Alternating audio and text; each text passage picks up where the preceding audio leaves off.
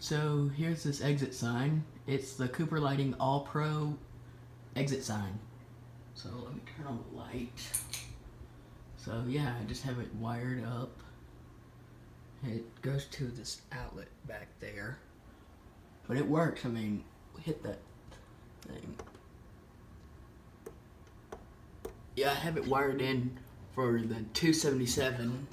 It's dual voltage, which means it can take 120 or 277. I have it wired in for 277 because on 120 this thing lights up my whole room and I need to sleep.